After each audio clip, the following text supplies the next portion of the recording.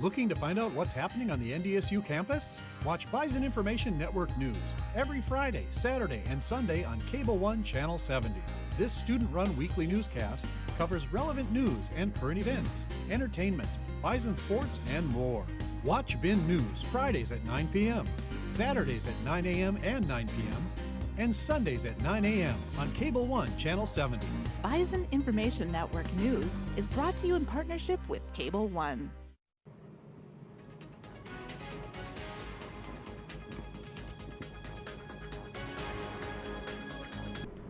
Good evening, ladies and gentlemen, and welcome to another episode of X's and O's Rebooted. I'm Joe Thompson. And I'm Isaac Dinesen. We're going to have a lot of pro sports to cover today. Later on in the show, we're going to be discussing some of the NBA trade rumors and a trade that actually happened and shocked all of us here at X's and O's. But first, all two of us. The two of us who are on the show.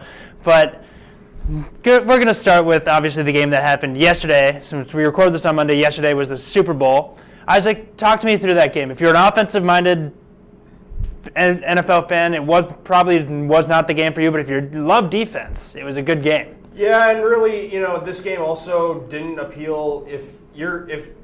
I think in my opinion, if you're more of a casual viewer of the NFL, you watch the Super Bowl and not really much else. You watch the playoffs, nothing else.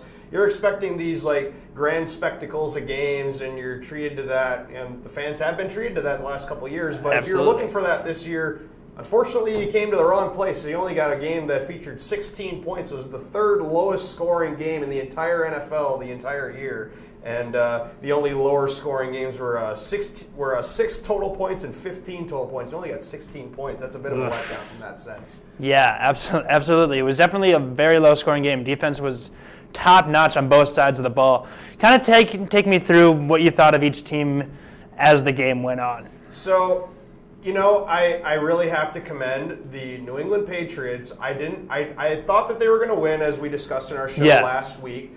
But I didn't expect them to clamp down like they did in that first half, especially. Absolutely. Because, the Rams, they're coming off, that game against the Saints where they had their moments. They weren't always, the best. And, maybe you think Sean McVay, with his 2 weeks to prepare, maybe he would have come up with, this glorious game plan where they're just taking all these risks. And, and not just in the first half, really, in the whole game, we didn't really see the Rams take too many risks. It was a very safe offense that Sean McVay called, and it was very unbalanced, too. At the end of the game, they had 42 dropbacks and 18 runs. With the running backs that they have, you should have probably given them the ball more. However, when they did give them the ball, credit to the Patriots defense for slowing them down. They didn't allow the running game for Los Angeles to get going. Gurley and Anderson didn't have very productive carries. Yeah, I 100% agree with that. I think when you look at coaching, the score doesn't do it justice, but Bill Belichick absolutely outcoached Sean McVay in this game. And who would have thunk? He's been doing it for decades. When you've been to however many Super Bowls he's been to, both as a coordinator and a head coach, I just kind of had a feeling that Bill Belichick was going to be ready, and Sean McVay, if something went wrong, he was going to get flustered and he was not going to know what to do. But when you taking a look at the Rams as of right now, they seem kind of off that whole game. And really, it was largely because they just struggled to stay on schedule. And what that means, if you don't know what staying on schedule means in a football sense, you're consistently gaining yards on first and second down, like a good chunk of yards on first and second down. You want usually about 3 to 4 yards on every play. And the Rams only averaged 4 yards per play, and most of them came in the second half. They started the game 0 for 8 on third down. That meant that not only were they, and a lot of them were 3rd and 6 or longer, so that meant they weren't winning the early downs. They weren't moving the ball early enough to get them into the more favorable third down opportunities for them. But even when they were getting those favorable third down opportunities, they just weren't converting. They only converted, of those 10 times they got into 3rd and 6 or longer, 2 of them were actually converted, and 1 of them was converted by penalty, and all 3 of them came in the second half. Not a good day for the Rams from that kind of standpoint. Jared Goff was affected by that because they just never got into that rhythm that they're used to getting in. So they were off schedule. The Patriots got them off schedule, and Goff his game suffered as a result. Yeah, I 100% agree with that. Looking at like their points per game in the regular season, they were averaged over 30 points a game. Mm-hmm. In the playoffs, they averaged 28 points per game, and they scored 3 points in the Super Bowl. And that kind of blows my mind for such a high-powered offense. I wouldn't have expected that. Honestly. Nobody would have expected that, except for that one guy. If you heard about that news story about that one guy that put a lot of money on some of the Rams Put a scoring 3 lot of money. And he won a lot of money. But anyway, Won a lot of money, yeah. But kind of take me through both defenses. They were both stout, but in the end, I think one defense made more plays than the other. And the Patriots, I'd say they adapted, or really, I want to actually spin this from an offensive perspective. Yeah. The Patriots adapted more to what the Rams were doing as a defense. Mm-hmm. The Rams played spectacularly most of the game on defense, but the Rams just couldn't adapt to what the Patriots were doing on defense. Again, like we said, the Patriots kept getting the Rams off schedule, but the Patriots, when they're usually a check down oriented offense. They like throwing the ball to their running backs, like Rex Burkhead and James White. They're their best 2 receiving backs, and they also like the underneath passes. Well, the Rams kind of took away a lot of that. They didn't allow James White to do anything in the game yesterday. Rex Burkhead had no impact at all, and when Rob Gronkowski was covered for most of the game, which he did get a few big plays, but the Patriots were able to adapt by throwing the ball to their slippery slot receiver, Julian Edelman, who's now second all-time in postseason receiving yards. And, it's just a matter of, in that situation, the Patriots giving the ball to their top skill player, like they did, who ended up winning Super Bowl MVP. It was just them saying, here's our best 2 options, Edelman and Gronk.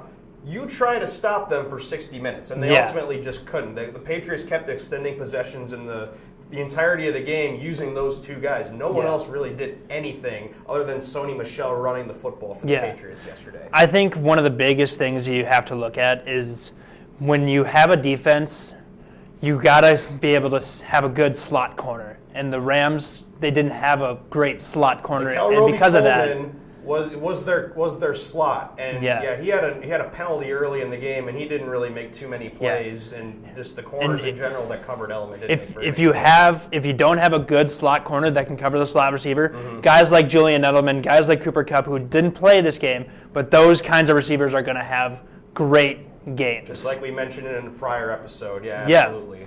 But just kind of wrapping up, what did you think of the game as a whole? How much did this 6th Super Bowl win have an impact on Tom Brady's legacy, even though he didn't really do much in this specific Super Bowl? There's no impact. Football is a team game, and Tom Brady, he didn't win them the game. The defense really ultimately won them the game, but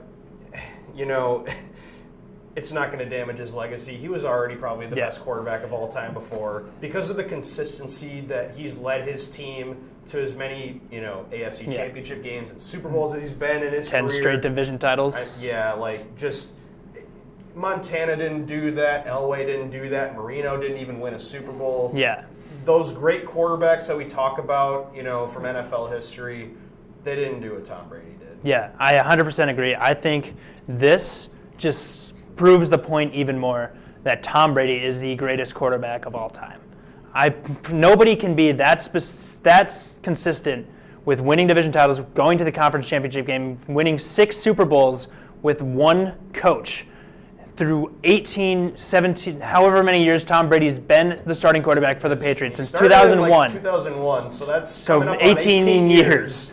Nobody can say that they have done that consistent amount of winning when it comes to that with Tom Brady and the Patriots. And again, like we mentioned in a prior episode, that's not supposed to happen nowadays. That doesn't work. That's not supposed to be a thing. The Steelers they have 6 Super Bowls, but it took them over 40 years and 2 different quarterbacks. And they didn't win their first Super Bowl since they won their first Super Bowl in 2005 for the first time since in the 70s. And they're also getting to Super Bowls with guys like Neil O'Donnell in the 90s. That's Tom Brady and Bill Belichick, 6 Super Bowls in 18 years. That is unheard of. The Steelers have been pillar of excellence in the NFL for a long time. Well, now the Patriots can get their hat in the ring. And I think one of the biggest things you have to look at is what the Rams can do moving forward. Obviously, it's a tough loss. Yes.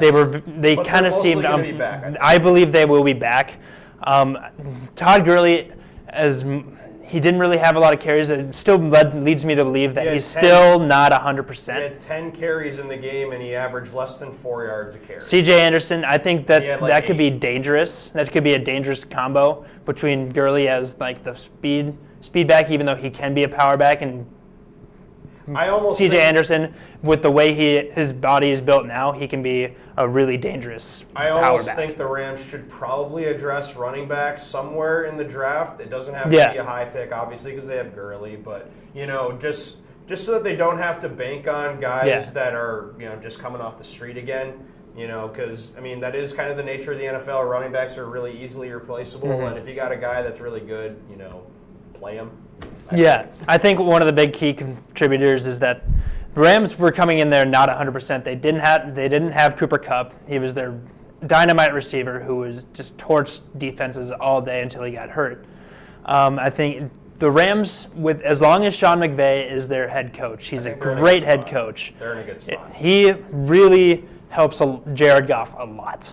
Jared Goff, if he didn't have Sean McVay, I still think he'd be a good quarterback, but he'd be nowhere near the Pro Bowl level that he's been since Sean McVay became the head coach. And one question mark as well moving forward, the Rams' offensive line, it's a lot of veteran guys like Andrew Whitworth, Saffold, and John Sullivan. Those veteran guys, and Austin Blythe, he's been around for a little bit. He's their right guard. How long are they going to stick around in the league? Yeah, that's a very good point. They're going to have to be replaced sooner rather than later. Whitworth's in his mid-30s. John Sullivan's been in the league for a really long time.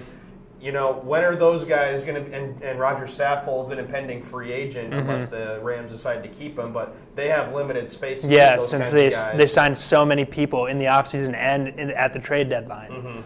They traded for Dante Fowler, which was a great move. It improved their defense, and then it showed in the Super Bowl, even though they ended up losing. I'd say. And speaking of John Sullivan, I thought the turning point in the Super Bowl was John Sullivan's penalty. If you remember, early in the fourth quarter, the Rams had just gotten a field goal on their prior drive, and they had 2 first downs in a row. John Sullivan commits a holding penalty and the drive's killed, and then the Patriots on the ensuing drive score a touchdown and essentially win the game, sealing it with an interception on the ensuing drive. That penalties that was a snowball. Kill drives. That was just a classic example. When you're on a roll, and then you're just feeling good, you're getting first downs, you're wearing the defense out, and then boom, holding penalty just derails anything. It's not just any sort of offensive penalty is just going to derail any sort of momentum that you have, and it's tough to recover from that, especially in a game that means so much as is the Super Bowl. And it was close. It was 3-3 at the time. It was still a tie game in the fourth quarter. People think the game, this is a boring game. Well, there was a lot of tension involved. It was a tie game in the fourth quarter. Yeah, it was 3-0 from a good portion of the game. I was going to be very upset if the game had ended 3-0. Even if you're a defensive fan of defensive football, a 3-0 Super Bowl would have been the worst thing ever. Oh my goodness! Yeah, it would have been ridiculous. People but would have been really I want to finish this off with just one quick question. Tom Brady's 41 years old. Bill Belichick's been coaching in the NFL since probably the late 70s, early 80s, around that time. How long do you think they can keep this going? Knowing their habits and their goals and what they want to accomplish, they're probably going to be around for at least 2 more seasons. I would agree with that. At minimum 2 more seasons. And it's amazing to think that, considering both of their ages, especially Tom Brady playing the most demanding position in the sport, he's going to be 43 by the time those 2 years are up. He's 41 now. How long is he going to, keep this up? Media members across the country have been asking about when's Tom Brady going to hit the cliff? When's Father Time going to strike? But it seems like Tom Brady is somehow defying all that, and now it's just a matter of when is it actually going to happen? When is this run of excellence going to end? I think the biggest thing you have to look at is what was their injury history like? When you look at guys like Tom Brady and Drew Brees, they never really had major injuries, consistent major injuries. Barring outliers, Peyton Manning, as good as he was, he had multiple neck problems. He was out of the league at 39. He could no longer throw a football. The fact that he won the Super Bowl at that point in time, it was incredible, and you got to give credit to the Broncos. He was a couple years removed from throwing 50 touchdowns after those surgeries that removed him from Indianapolis. But but still, he was completely cooked. He was effective at 39. at time. Meanwhile, Drew Brees and Tom Brady, they're 40, and I think they could play for a few more seasons, to be completely honest. Especially the Saints, and they're going to be very viable for a few more years as long as they got Breeze and that core that they've built around him. Yeah, but we'll see what happens. But we're going to go ahead and switch gears and discuss some NBA right now. While it may have been Super Bowl week, NBA has been hot with trade rumors, and a trade that has actually happened. As we discussed last week in our show, it was announced that day that Anthony Davis had requested a trade from the New Orleans Pelicans, and right now the Lakers have been chomping at the bit, sending everything to try and get Anthony Davis. 2 offers, including one that was released today, and I got the details for that right here. So what would have been what's currently on the table right now, the Lakers would be giving up, and you're not going to believe if you haven't seen this news. This is an insane amount of players and whatnot. So this is what the Lakers are giving up. They want Anthony Davis this badly. Lonzo Ball, number 2 overall pick in 2017. Kyle Kuzma, another great player, young up-and-coming star in the league. Brandon Ingram, another high pick. Rajon Rondo, elder statesman, trying to bring him back to the Pelicans. That worked out so great. He was just on the Pelicans. They won a playoff series. Lance Stevenson, journeyman, versatile point guard, who's very long and athletic. He's a pest on defense, and also to LeBron James' ear from 2013. But anyway, also that's the past. Timberwolves legend Michael Beasley as well is involved in this trade, and 2 first-round picks. All those guys are being shipped over to the Pelicans in this trade for Anthony Davis and Solomon Hill for cap relief to give to the Lakers. That's honestly just an insane amount of players. So many players. Anthony Davis is a fantastic player, top 5 player in the league right now. But you're trading your whole team pretty much. Your whole starting lineup that isn't LeBron is in this deal going to New Orleans. This deal had less players when the first deal was the first offer was announced. Yeah, New Orleans wants everybody. It kind of just blows my mind because the way Magic Johnson was handling it, he was trying to build something with young core players like Lonzo, Kyle Kuzma, and Brandon Ingram, even D'Angelo Russell before he was traded, and then signed big free agents like LeBron. They tried to go for Paul George. It didn't end up working out. And then now, just going to trade everything, just blow it up just to get Anthony Davis and LeBron on the same team. So I think Magic's trying to trying to capitalize rather on LeBron James's prime window. You never know when that's going to end. He's been so great for so long. He's kind of the Tom Brady of the NBA, really, when you think about it. Yeah. He's in his 18th year in the league or so. He came in, or not 18th, 15th, I think. But yeah, he's been around for more than 10 years, and he's been playing so well for so long. You never know with these guys' bodies. LeBron's a very physical specimen. He takes punishments every night that he plays, and he's been injured a little bit. He's been injured for a good portion of this season, which is not normal at all. I don't recall any season in the NBA where LeBron was out for a good portion of games due to injuries. There are some times where he was not playing because of rest, but other than that, it was not like most players do. They take games out because they want to rest their bodies, but just being this aggressive, though, from a Lakers perspective after Anthony Davis, trading your entire starting lineup that isn't LeBron, you're putting a lot of pressure on those guys that aren't starting and are coming off the bench for you that aren't listed in this trade. There are 6 players that the Lakers would be giving up in this trade and 2 future first-round picks. Yeah, it's insane. But we're going to move on to a trade that had actually occurred that shocked both of us. This happened on Thursday. And if we had a show on Thursday, we would have covered it. We would have definitely covered it. But the New York Knicks traded their star center, who's still out with an ACL injury, Kristaps Porzingis, to the Dallas Mavericks. What do you think of that trade? So here's all the details that went down in this trade. The Mavericks got rid of their young point guard Dennis Smith Jr. And he should be a great player. He is looking pretty good. He's got a lot of measurables that a lot of GMs really liked around draft time when he was drafted. They also got the Knicks also got DeAndre Jordan from the Mavs in the trade. Former Lob City member, former center of the Clippers, and then Wesley Matthews, good 3-and-D guy as well, going to the Knicks, and also 2 first-round picks, a 2021 unprotected first-round pick, and a 2023 top 10 protected first-round pick going to the Knicks. The Knicks gave up Porzingis and Tim Hardaway Jr., Trey Burke, and Courtney Lee to the Mavericks, and in taking on those DeAndre Jordan and Wesley Matthews contracts, they're creating $68 million in cap space for the summer. That's enough to sign 2 free agents to max level contracts. That's going to be a big bonus for the Knicks heading into free agency at the end of the season. So not only did you give up, your star player that did have a little bit of issues with the team. He expressed his displeasure with the team and asked to be traded, and it seemed like once we got news that Porzingis wanted to be traded, he's gone.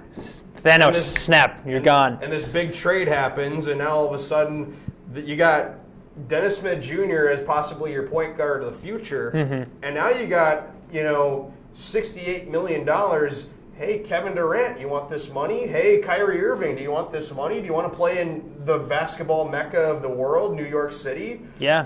We got all this money here for you. Would you like to take it? And make the Knicks relevant again. I think that the money is going to be a huge part of trying to get big free agents and the fact that they're going to be playing in Madison Square Garden. But I think the biggest thing that free agents also want to look for is who they have coming off the bench or who is going to be in their starting lineup. Correct. I think that's going to be another big thing for the Knicks this offseason. Not just their starting lineup, it's also their bench. They have a great bench.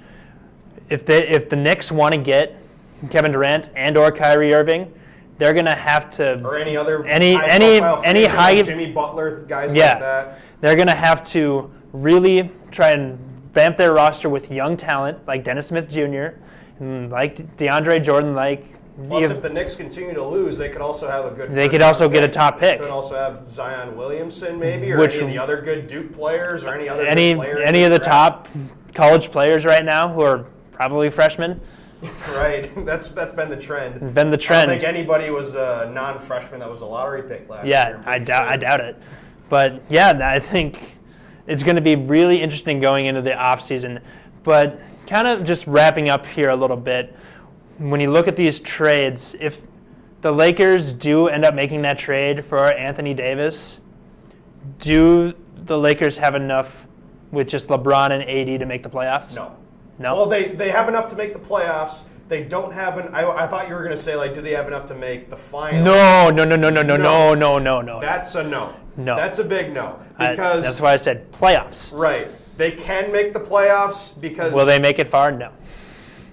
I mean, maybe second round? You got 2 very good players.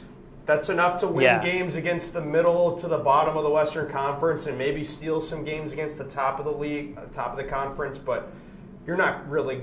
Realistically, you're not going very far. No, even with LeBron. Trade, you have plenty of space as well, just like the Knicks or all these other, to make moves to get players in free agency to further help your team. It's probably better to, with the way that the season's gone with LeBron being injured and now them being in this big trade conversation where 6 players might be dealt. Who knows? They might have already been dealt with notifications being what they are, just in an instant in the NBA. We don't know we don't know if this is going to be an actual thing by the time we're done recording this. It might well be, but you never know. But anyway, the Lakers should be in a position to make the playoffs because they have LeBron and AD, but they really don't have much else, and they can't really go very far. Yeah, I think that's going to I think that's a good way to put it. I think they can make the playoffs if they do make that trade, but we'll see what happens in the long term. And real quickly, let's go back to the Dallas trade. Even though Porzingis is not going to be on the team until he gets fully recovered from his ACL injury, how dangerous do you think the duo between Porzingis and Luka Doncic is going to be? Oh boy, the league better look out.